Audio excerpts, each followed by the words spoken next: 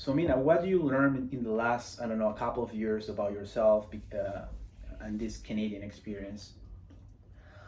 That actually I'm not what other people thought I am. I dismiss all the labels, and I would like to mention those labeling because maybe unconsciously, maybe I don't know, maybe we are aware, but a lot of um, people around us, our family members, our friends, our partner, they're constantly giving us some labels like you're not so tough, you are sensitive, you're not good in that, you don't have like skills to do that properly. So Canada definitely like taught me that I'm capable enough, that I am enough good to learn and to improve not just my English but my whole life, my skills, my knowledge.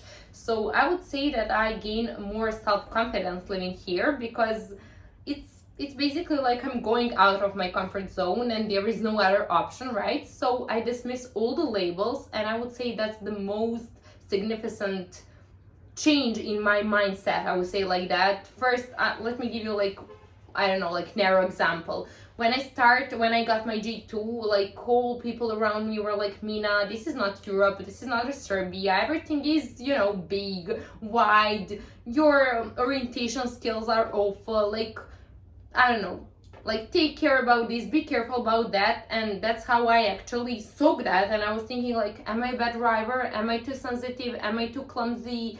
What about my orientation skill? What if I lost? What if I'm bad with navigation and stuff like that? So the only way to realize that is to take your own life in your own hands. So that's what I did. And just step by step, and we mentioned it's really important how you talk with yourself about yourself, right? Yeah. So Yo, just to complement your point, Mina, yeah. I have similar things that I learned in Canada.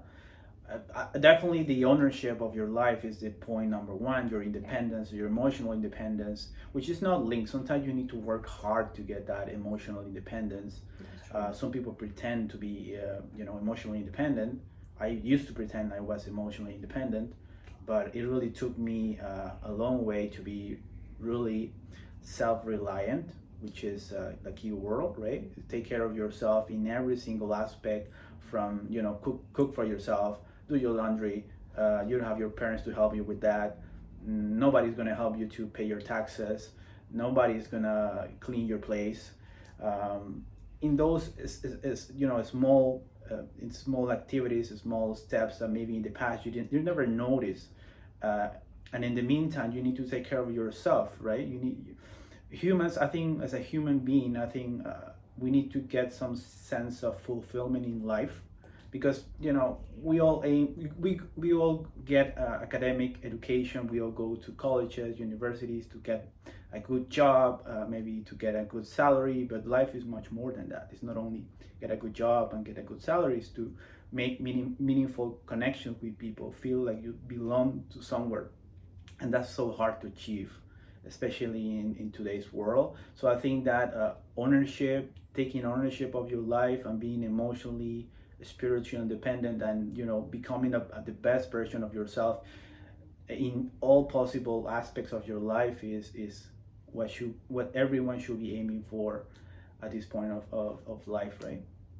Yeah, definitely. And regarding your point that you had to do everything by yourself, for yourself, like it wasn't there was no other option. I just want to add that that's the point when I realized like no one is coming to save me or to save us, You're a right? hero. Yeah, we have to do it alone. So unfortunately, that's a part of like mature process. But I'm trying to say that I know it's really hard because I have like when I'm doing psychotherapy, I have a lot of clients who are living like somewhere abroad, outside of their home country, and they're always trying to fit somewhere. So maybe that's the key. You don't have to fit, you just have to give yourself opportunity to belong by belonging to yourself, because really there is one nice sentence that really home is where I am. So basically, I don't like everything about Canada, maybe Chris, maybe I don't know, like some other people who are watching that, but the point is to be capable to find, and that's basically emotional intelligence, to find some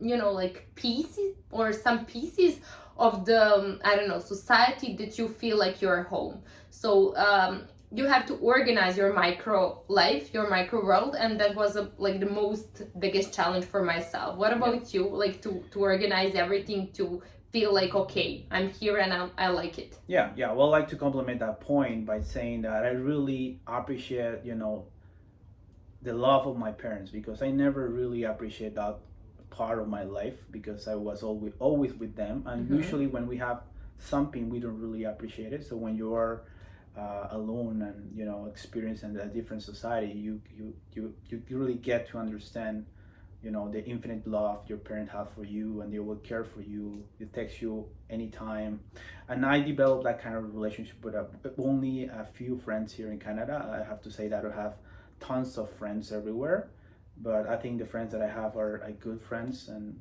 they really care about me, and I'm aiming to get to really get more of those relationships. And that's one of the points that I wanted to add, because I think everyone is at some point is going to feel the same, and everyone is dealing with the same problem in different situations.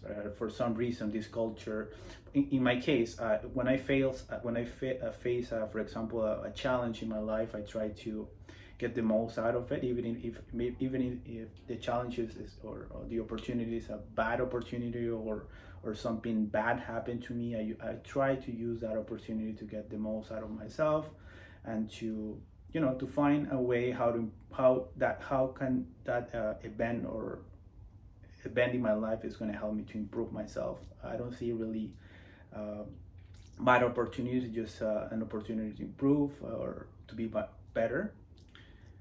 And I know you're here with your family, Mina. That's true. Maybe your situation is different, but I'm sure you notice. I don't know. You value much more. You already value your family, but it's different when you're now with your family. Yeah, you know what? I'm just listening to you, and like I'm thinking inside of my head. Actually, when I came here, everyone was like, Mina, you're not alone. Like, you have some base, you have some foundation. Your parents are here, they're working, they're like living decent, let's say like that. So you're not starting for zero level. Sorry, it's true. Yeah, like every single help is useful help, especially when it comes from your like closest. But the point is that I was dealing with some other issue, and my focus was on me. Like, I have my parents, they're there for me, we love each other, but I have to find my own path. Like, I have to find my own direction. They cannot be my friends, they cannot be my partners, they cannot be my support in some other way that I need. Like, I'm not a kid, so we're sharing that like family love, right, and support, which is always like vital thing in life. But I need more. Like, I need my friends, like I need my job, I need to love myself without their love, I need to be independent without them. And to be honest, it was a pressure, right? You have them, so if it's really hard, you know that you can lean on them, but beside that, you have to do something with your life. I don't know if they happened to you, but for at least the first 2 years of my Canadian experience, I tried to replace my parents with somebody else. Yeah, that's and the to key. Get that kind of fulfillment or appreciation or interest from somebody else, which is an error. I think it's a mistake, because I was pretty much expecting somebody else to come to my life and save me and make me feel loved and appreciated, right? Yeah. So all my lacks, I look outside for all my internal or my inner lacks, right? So that's one point that I wanted to say. Like a really wise point. Sorry for interrupting you. That's really like, we have to outline that. Do not expect from other people, especially not from partners, to fulfill your like childish or unfulfilled needs. So that's like a first, let's say, lesson that I guess we both experienced in the other ways. That's for sure, because I'm here with a family. Chris is here like, he came alone, but the point is that we shared, like we felt the same thing. So maybe that can be like the most precious point of our conversation. There is no one who can save you better than you can save yourself. Like, there is no growth if you're still in a comfort zone. Like, it's gonna be hard, it's gonna be tough. I don't want to lie, if you guys watching this and you are, I don't know, like thinking to move somewhere outside of your home country, it's gonna be hard no matter what. Even if you are with parents, with partner, with wife, with husband, or alone, it's gonna be tough anyway. But the point is that you have to put some effort to organize your life. And I think that's maybe the most important thing. because without putting effort there is no changing. So to be honest, for me it was really hard because I wasn't capable, to drive myself to some shop to buy myself, some like stuff that I need, I don't know, to wash my hair and stuff like that. I had to wait for my parents to come to, set me in a car and then to go somewhere. So it was really hard. But what I did, I turned that into motivation. I was like, Mina, you're in Canada, you can earn money, you can use your knowledge, and you can basically buy yourself a car. And then when I got my car, I was like so lost, where I'm going, how to go, how to reach that place, how to go. And then it was like step by step. Yeah. So the most important thing is like to enjoy the process. So I was really focused on the main goal, and I wanted everything. Yeah. So it doesn't go like that. Like, Yeah. just learn how to enjoy the process, Yeah. right? Right now, guys, because I changed during my experience, I've been seeing myself in a different way. So my goals from 5 years ago and I'm totally different now. I know that at some point I used to be very obsessed about my goals. I'm still ambitious about them, but I'm trying to give myself time and patience and enjoy the process, just like Mina mentioned, because it's not good to be so obsessive, and you need to balance your life, have fun with your friends, connect with your meaningful friends. Always make sure to make time for them. It doesn't matter who is in the middle. And that's important. That's an important point, to find a very meaningful or meaningful relationships in your life, and find a purpose in your life, aside of a job, aside of a professional. That's what we're doing this, because I don't need to do this, but I'm challenging myself, and Mina challenges herself in order to add value to this, through online social media, and I feel very good about myself because I'm, stretching my comfort zone. I feel like I'm capable of more things. I never imagined to be, telling my experience to the world. Like now, I'm being some kind of vulnerable to expose myself as a true human being, because I'm not the toughest guy. I'm sure I'm not the toughest guy, but I'm trying to become a better version of myself, more emotionally stable. So whoever's in my life, I can really add value to that person, right? Yeah, and what I would like to add is about vulnerability, right? Like, we have that habit or whatever, that like attitude, that thoughts that we, in order to be tough, we can be sensitive. So I think that's the like most dysfunctional belief ever. So I would like to mention that it's okay to be vulnerable. That doesn't mean that some other people have like more power, because that's why people are also scared.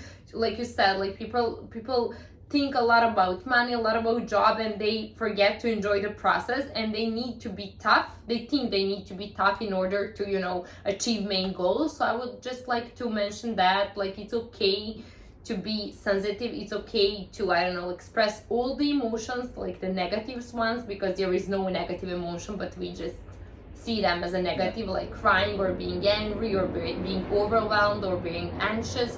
So I just want to say that Canada definitely also taught me to handle every single emotion. Yeah, we have That's Gina, her dog. we have dogs. Yeah, sorry guys.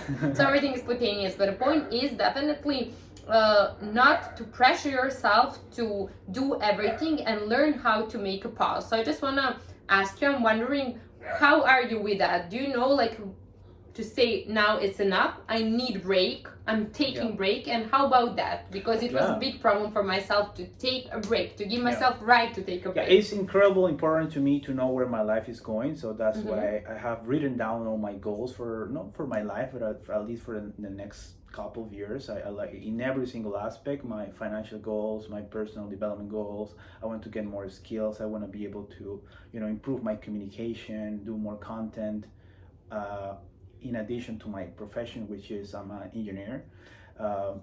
So I've been, balancing my time, enjoying life more, like giving myself more time to, I don't know, go out with friends for drinks, just to read. Yeah, to breathe, right? Because I used to be very obsessive to become financially independent someday, which is still my goal.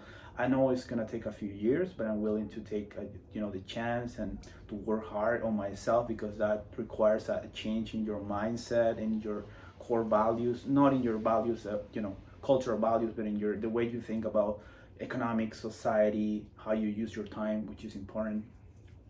So, but I'm learning. I'm not a pro at this, but I'm learning to balance my time, to spend time with meaningful people, to dance. For example, I learned how to dance, which is very outside my comfort zone. I'm a Latino guy, but I never had the chance. I'm not good at dancing, so most people think, oh, Christian, you have to be a pro at dancing. I'm not.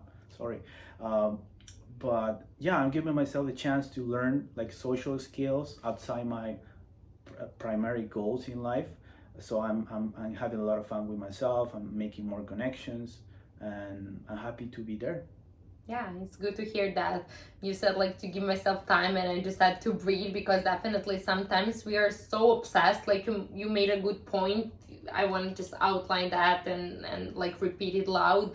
It's like there is two different things, like when I have ambition and when I'm obsessed, right? So just guys, try to rethink about that. Like, am I obsessed because money or something or someone else, it hasn't to be money, I'm just giving that as example, like is something or someone giving me value, so basically I'm jumping to reach all that because that's the way how I'm gonna value myself, or I'm doing that because I'm enjoying the process, right? And that's maybe like the most important difference. Like if something adds to your value, then you have a problem, and the first step is to be aware and to admit that first to yourself, right? So that's what I was thinking, like why I want to do or have this or go to that direction, because I really have inner motivation and I'm enjoying the process. I'm just want to jump and I don't know, take the results, take the goal, because that's going to add to my values. So maybe you can rethink in a context of your primary family,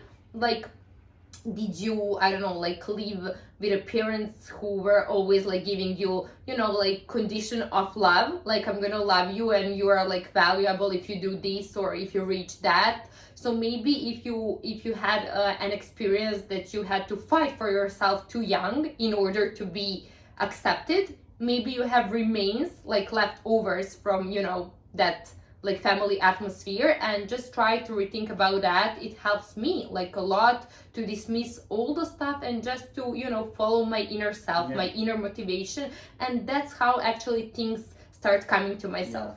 And I think in general for guys, since we're a child, we operate based on extrinsic motivation, right? Somebody give us a reason to feel us important, so we need to a lot of the value of a male is in probably status nowadays, is in the status, some looks or power, influence. So we need this necessity to achieve in order to be valued.